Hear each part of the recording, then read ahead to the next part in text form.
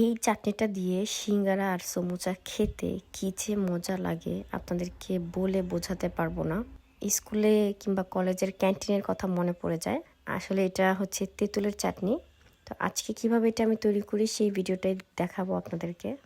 তো প্রথমে আমি একটা ফ্রাই প্যানের মধ্যে একটু জিরা টেলে গুঁড়া করে নিব।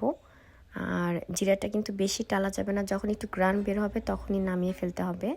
তারপর এখানে আমি বিট লবণ, মরিচের গুঁড়া আর সামান্য একটু অরেঞ্জ ফুড কালার নিয়েছি। আর এখানে তেঁতুলটা আমি প্রায় 1 ঘন্টা ধরে ভিজিয়ে রেখেছি।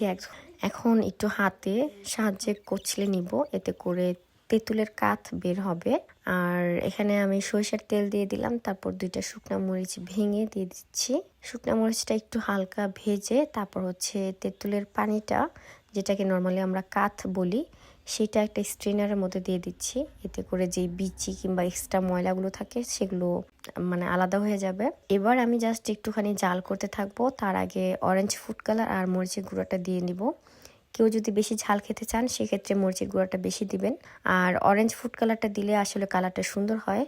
তারপর আমি 2 টেবিল চামচ চিনি দিয়ে দিচ্ছি আর হাফ চা চামচ লবণ দিচ্ছি।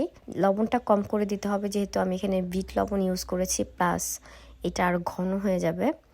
তো লবণটার স্বাদ আসলে শেষের দিকে টেস্ট করবেন, তাহলে লবণের পরিমাণ পারফেক্ট হবে। আর এভাবে জাল করতে করতে ঘন হয়ে আসলে যখন আমি নামিয়ে ফেলবো ঠিক তার আগেই আমি ভাজা জিরার গুঁড়াটা দিয়ে দিব। তারপর ভাজা জিরার গুঁড়া দিয়ে নামিয়ে ফেলবো। এখন একটু পাতলা মনে হলেও নামানোর পরে কিন্তু ঘন হয়ে যাবে। তো আপনারা যদি একটু পাতলা খেতে চান সেক্ষেত্রে আরও আগেই নামিয়ে ফেলবেন। আর আমি অ্যাকচুয়ালি আসলে ঘন খেতে পছন্দ করি। তো এই যে তেঁতুলের চাটনিটা, ঘনত্বটা দেখেই বুঝতে পারছেন, এটা খেতে কিন্তু ভীষণ মজা।